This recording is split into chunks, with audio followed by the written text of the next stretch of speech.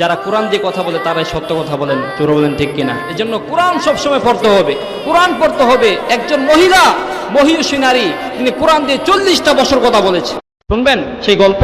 আব্দুল্লাহ ইবনে মুবারক রাহমাতুল্লাহি আলাইহি তিনি হজ করতে গেছে। ফেরার সময় এক মহিলা চাদর মুড়ি দিয়ে বসে আছে। আব্দুল্লাহ ইবনে মুবারক রাহমাতুল্লাহি আলাইহি তাকে সালাম দিলেন, আসসালামু আলাইকুম ওয়া রাহমাতুল্লাহি ওয়া বারাকাতুহু। সালামের জবাব ওয়ালাইকুম আসসালাম না, সে তিনি কোরআনের আয়াত দ্বারা সালামের জবাব দিলেন, সালামুন কাওলাম মির রাব্বির রহিম।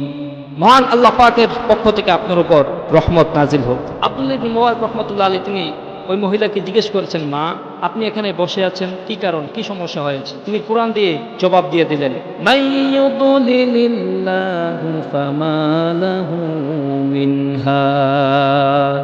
আল্লাহ পাক যাকে পথ ভ্রষ্ট করায় পৃথিবীর কেউ তাকে পথ দেখাতে পারে না।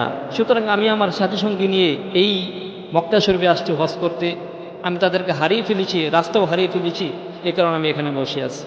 আব্দুল্লাহ ইবনে মুবারক রাহমাতুল্লাহি আলাইহি বলেন, মা এভাবে আপনি কতদিন যাবত এখানে অবস্থান করছেন?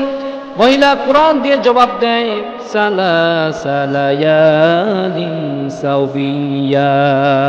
3 রাত 3 দিন অতিবাহিত হয়ে গেছে। তার মানে 3 দিন উনি এখানে অবস্থান করতেছে, 3 দিন এখানে অবস্থান করতেছে। আব্দুল্লাহ ইবনে মুবারক রাহমাতুল্লাহি আলাইহি বলেন, মা আপনি 3টা দিন এখানে বসে আছেন, কি খাইছেন না খাইছেন? আমার কাছে কিছু খাবার আছে, আপনি খান।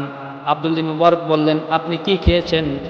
মহিলা কোরআন দ্বারা জবাব দেয়, আল্লাযী হুয়া ইউতঈমুনি ওয়া ইয়াসকি।